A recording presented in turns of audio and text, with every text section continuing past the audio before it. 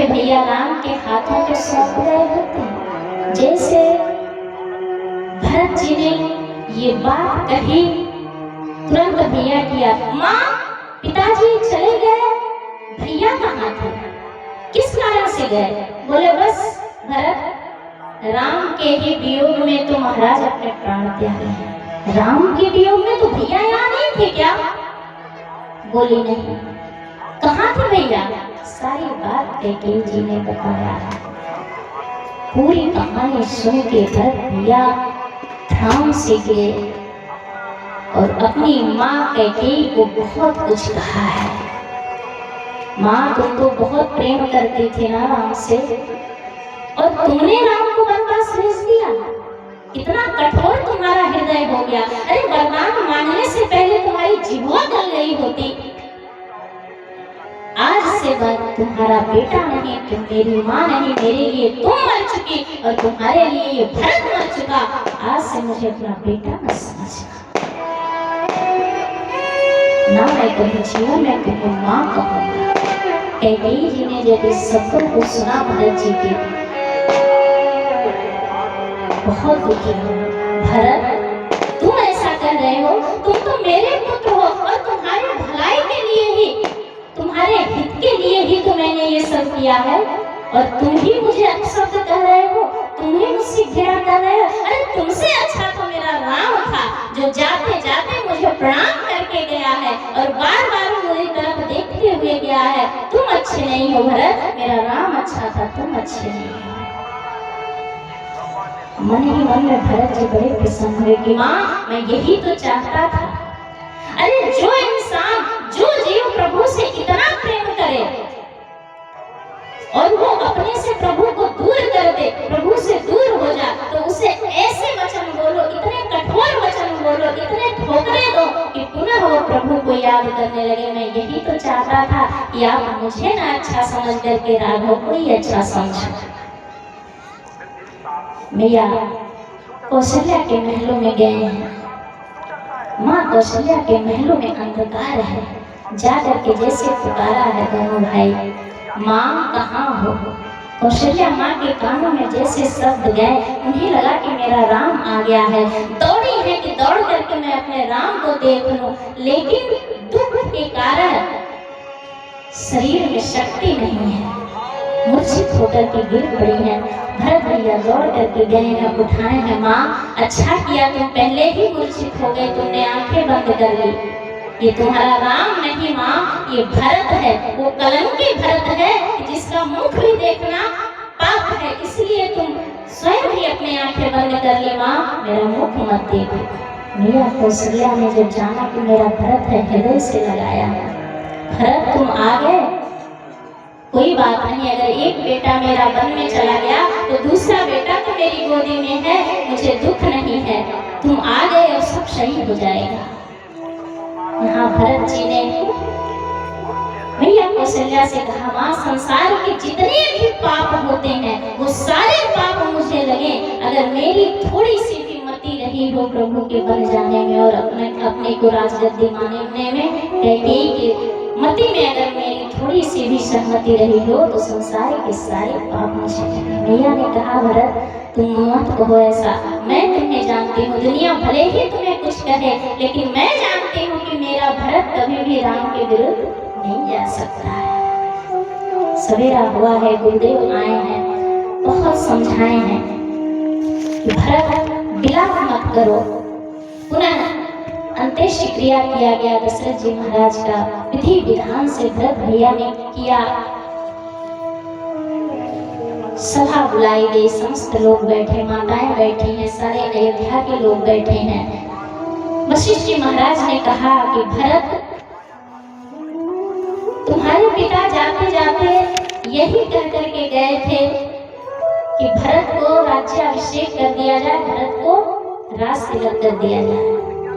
तो तुम्हारे पिता की भी यही अंतिम इच्छा थी और सारे अयोध्या के लोग भी यही चाहते हैं, इसलिए भरत आप राज सिंहासन स्वीकार करिए। भरत जी बोले, मैं राज सिंहासन स्वीकार करूं? गुरुदेव बोले, हाँ सबकी यही मति थी। हाँ अगर तुम्हें उचित ना लगे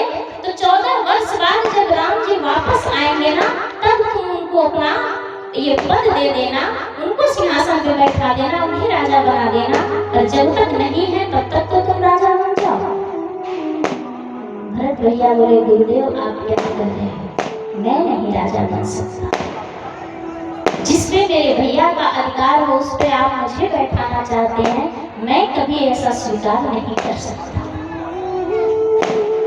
वशिष्ठ जी ने कहा क्यों भरत, तुम संसार वालों को राजगद्दी ये सिंहासन त्याग करके बताना चाहते हो क्या कि तुम बहुत बड़े त्यागी हो। भरत भैया बोले ना ना ना ना, मैं त्यागी नहीं हूँ, मैं तो लोभी हूँ, मैं त्यागी नहीं हूँ। बोले लोभी हो तो फिर सिंहासन पे बैठ क्यों नहीं जाते, फिर क्यों संसार को दिखाना चाहते कि मैं त्यागी हूँ। बोले गुरुदेव सुनिए, अगर मान लीजिए किसी को 10 रुपया दिया जाए, कोई कहे कि आप 100 रुपया ले लो और 10 रुपया मुझे दे दो, तो वो लोग कौन नहीं देना चाहेगा, चाहेगा कि नहीं चाहेगा? 10 के बदले में 100 मिल रहा है तो कौन नहीं चाहेगा।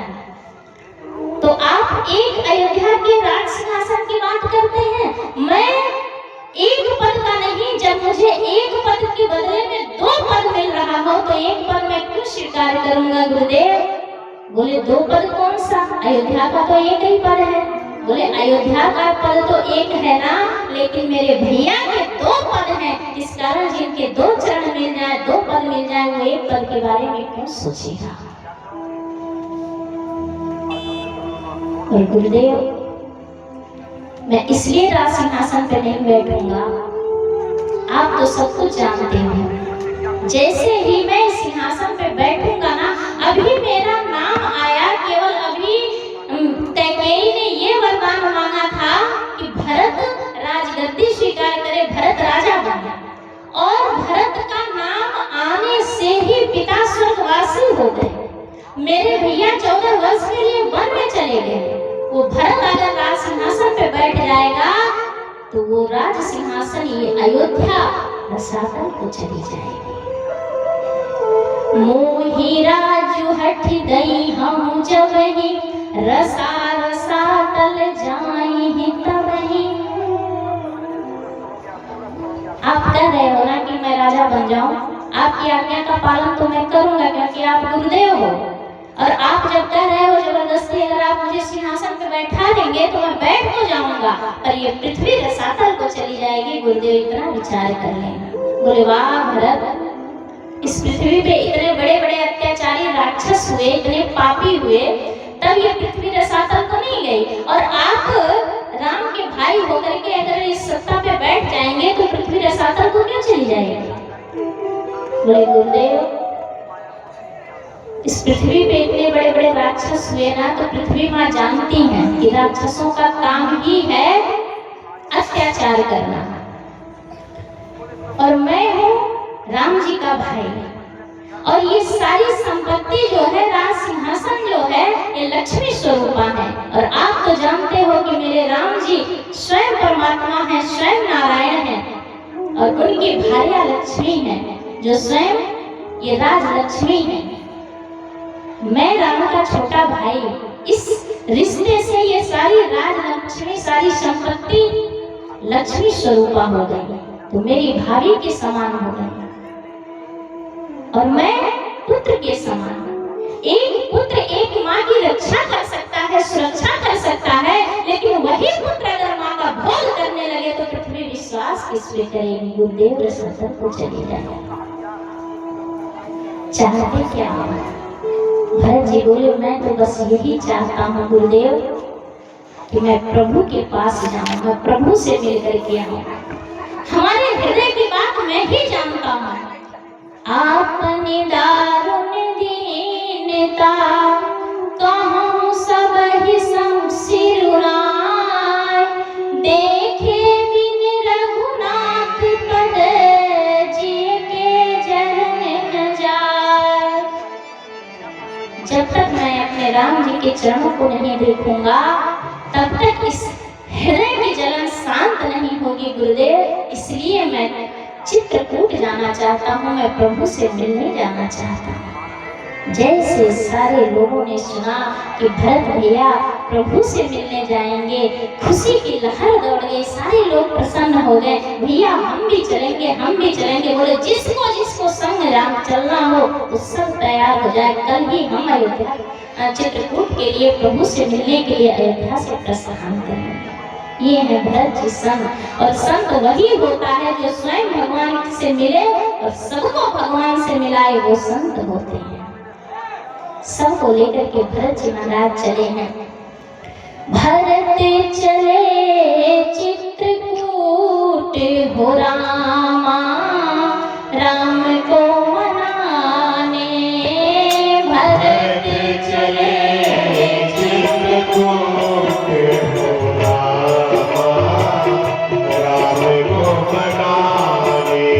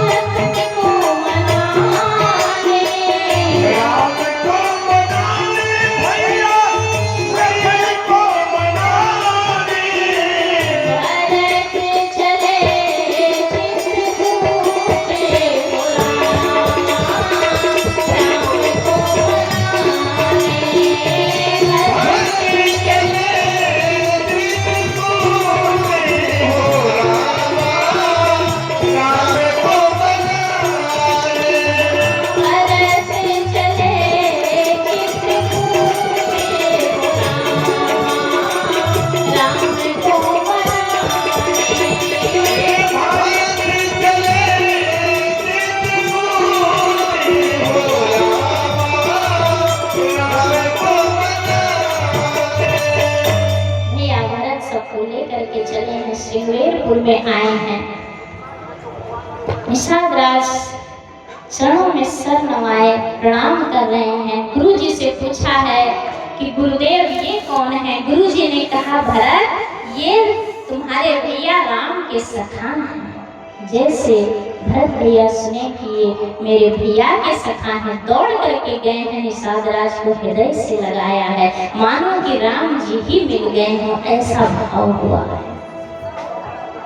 निषाद राज लाए हैं, सवेरा हुआ है, पुनः गंगा पार किए, भरद्वाज जी महाराज के आश्रम में आए, रात्रि पर्यंत विश्राम किए हैं और त्रिवेणी पे सभी लोगों ने स्नान किया। भरत भैया एकांत में जाकर के स्नान किया। ऐसा संतों का भाव है, लोग कहते हैं कि सबने तो त्रिवेणी में स्नान किया पर मेरे भरत भैया त्रिवेणी में स्नान नहीं किए। कहाँ? बोले गंगा जी में नहा लिए और यमुना जी में नहा लिए। बोले संगम पे मैं नहीं नहाऊंगा। क्यों? बोले संगम पे तीनों नदियों का मिलन है तो उसे त्रिवेणी कहा जाता है।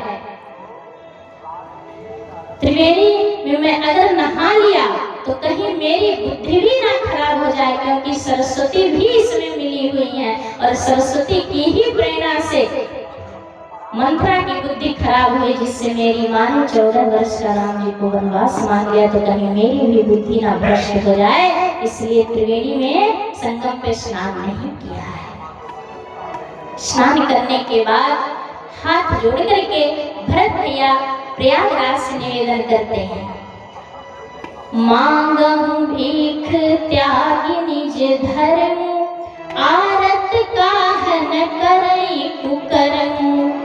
क्या मांगा है? हे तीर्थराज, मैं आपकी महिमा बहुत सुना हूँ, मैं हाथ जोड़ करके आपसे कुछ मांगना चाहता हूँ।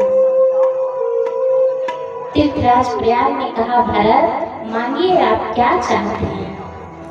बोले मैं अपने धर्म से हट करके मांगता हूँ, क्योंकि क्षत्रिय का धर्म मांगना नहीं होता है, ब्राह्मण का धर्म होता है मांगना, क्षत्रिय का धर्म मांगना नहीं होता है।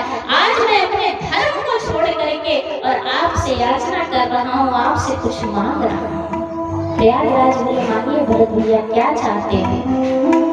मैं चारों पुरुषार्थ देने में समर्थ हूँ, धर्म अर्थ काम मोक्ष, आप मांगो, मैं चारों पुरुषार्थ आपको दे देता हूँ। बोले ना ना ना ना ना ना, मुझे ये सब नहीं चाहिए, ये पुरुषार्थ हमें नहीं चाहिए। क्यों नहीं चाहिए? क्योंकि इसी के कारण तो क्या से क्या हो गया। इस कारण से है प्रयागराज, आप सुनो, अर्थ न धर्म न काम रुचि, गति न चाहूं निर्वाण, जन्म जन्म रति राम पद, यह वरदान नारायण। बोले अर्थ नहीं चाहिए हमको। क्यों? अर्थ के कारण ही तो अयोध्या में ये अनर्थ हुआ है। राजगद्दी के कारण भी मेरे भैया 14 वर्ष वन में गए, क्योंकि मेरे पिता चाहते थे कि राम जी राजगद्दी स्वीकार करें और मेरी माँ ने मेरे लिए वो सिंहासन मांग लिया, इसलिए अर्थ से मुझे कुछ लेना देना नहीं है। और आप धर्म कर रहे हो ना, धर्म भी मुझे नहीं चाहिए। धर्म का पालन करते करते मेरे भैया 14 वर्ष के लिए वन में चले गए और धर्म का ही पालन करते करते मेरे पिता इस संसार को छोड़ करके चले गए। उस धर्म से भी मुझे कुछ लेना देना नहीं है।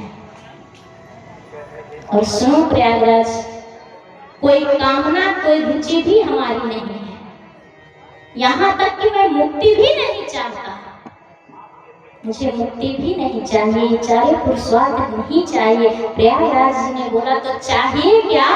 बोले जन्म जन्म रति राम पद, यह वरदान। मैं तो बस यही चाहता हूँ कि जन्म जन्मांतर तक प्रभु के चरणों में मेरी रति हो, मेरा प्रेम हो। इसके अलावा मैं संसार में कोई भी वरदान नहीं चाहता। प्रसन्न हो गए। त्रिवेणी से आवाज आई कि हे भरत, तुम सब विधि साधु हो। तात भरत तुम सब विधि साधु, राम चरण अनुराग करा था। सब प्रकार से साधु। अच्छा देखो, साधु बनना और साधु होना दोनों अलग बात है कि नहीं है? लाल पीले कपड़े पहन लिए तो बोले साधु बन गए, और साधु होना कोई जरूरी नहीं है कि वस्त्र पहन लिया, साधुओं का चोला पहन लिया तो वो वास्तव में साधु ही हो गया है। साधु बनना और साधु होना बहुत कठिन है। बनना आसान है, हर कोई बन सकता है, पर साधु होने का मतलब क्या है? जो मन से, वचन से, कर्म से जिसके भीतर साधुता हो वो साधु कहलाने योग्य होता है। और भरत जी मन से, वचन से, कर्म से केवल प्रभु के चरणों का प्रेम चाहते हैं। मन से कुछ होता है, कुछ लोग मन में कुछ होता है, वाणी से कुछ कहते और करते कुछ है। ऐसा नहीं होना चाहिए। जो हमारे भीतर है वही वाणी से निकले और वही हमारी क्रिया में हो, तब जानो कि आप साधु हो।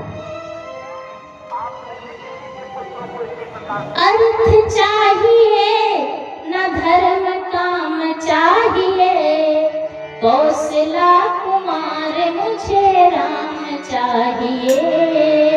कौशला मुझे काम चाहिए, कौशला कुमार मुझे राम चाहिए।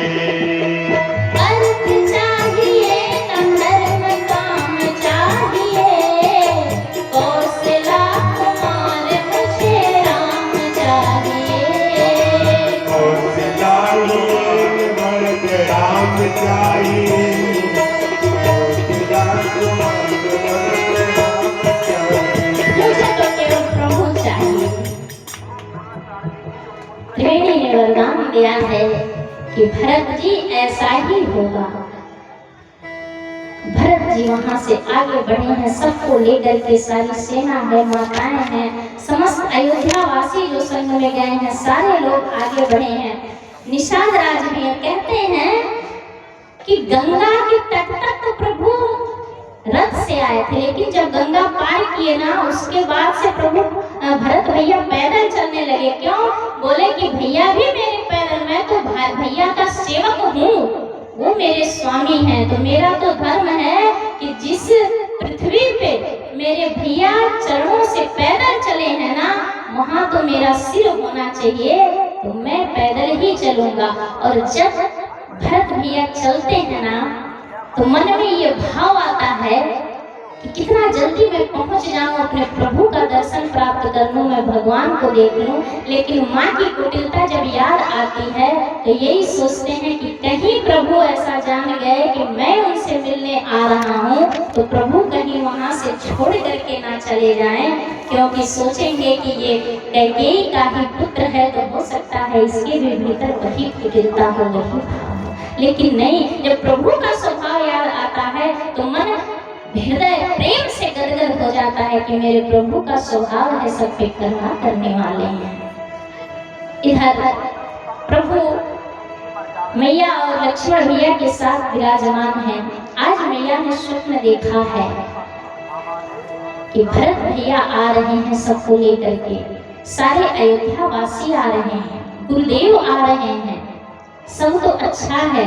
लेकिन जब तीनों माताओं के स्वरूप का उन्होंने दर्शन किया सपने में, तो कहकर के दुखी हो गई कि हे प्रभु, माताओं का वेश ठीक नहीं है, माताएं विधवा वेश में आई हुई हैं। जैसे मेरे राम ने सुना, मेरे राम जी की आंखों में आंसू आ गए कि ये सपना हो ना हो, सत्य होने वाला है। तभी कोल भी आकर के बताए कि प्रभु प्रभु आपके कोई भाई भी हैं क्या? राम जी बोले हाँ हमारे भाई हैं। बोले उनका नाम भरत है क्या? बोले हाँ हाँ उनका नाम भरत है। बोलो क्या हुआ भरत को? अरे बोले कि भरत जी आपसे मिलने आ रहे हैं, और प्रभु पूरी सेना को साथ में लेकर के आ रहे हैं। प्रभु ने जैसे सुना कि मेरे भरत आ रहे हैं, आनंदित हो गए कि मेरा भरत, मैं जानता था लक्ष्मण, मैं तुमसे कहता था ना कि मेरे भरत को जब पता चलेगा कि मैं वन में आ गया हूँ, तो मेरा भरत दौड़ा दौड़ा आएगा, वो राज सिंहासन नहीं स्वीकार करेगा, पहले मुझसे मिलने आएगा। देखो लक्ष्मण, मेरा भरत आ रहा है। लक्ष्मण जी बोले भैया इस भ्रम में मत रहो, बबूल से बबूल ही पैदा होता है, कभी आम नहीं पैदा हो सकता। अरे जिस माँ ने हमें यहाँ भेज दिया ना, वो भरत क्या इतना अच्छा हो सकते हैं? नहीं नहीं, अगर भरत को मिलना होता तो शायद भरत जी अकेले आते, लेकिन सेना लेकर आने का मतलब क्या है? वो इसलिए आ रहे हैं कि 14 वर्ष बाद कदाचित राम जी वापस आए और कहीं मुझे सिंहासन देना ना पड़ जाए, इस कारण से चल करके वन में ही पूरा काम सफा कर दे, यानी हमें युद्ध में मार करके जाए, ताकि कभी राम वापस आकर के मेरा राज सिंहासन न छीने। तो भैया आप भी सुन लो, आपको कुछ नहीं करना है, ये लक्ष्मण ही अकेला है, सारी सेना समेत भरत का सर्वनाश कर देगा, आप पे आंच तक नहीं आने देगा। राम जी बोले जैसा तुम समझ रहे हो वैसा है। इधर जब समीप पहुंचे हैं, ऊंचे टिला पे चढ़ करके निषाद राजगुरु ने दिखाया है, कहा देखिए भैया वो रही कुटिया और उस कुटिया के बाहर स्वयं प्रभु बैठे हुए हैं, देखो मैया बैठी हैं, आप जाओ मैं यहीं खड़ा हूँ। भरत जी ने जैसे देखा, भरत जी बोले नहीं नहीं नहीं, मैं जाने के लायक नहीं हूँ, मैं प्रभु के समक्ष नहीं जा सकता, फिर मैं उनको मुंह दिखाने लायक नहीं हूँ। भरत भैया गए और कुटिया के द्वार पे ही भरत भैया गिरे हैं। कैसे गिरे हैं?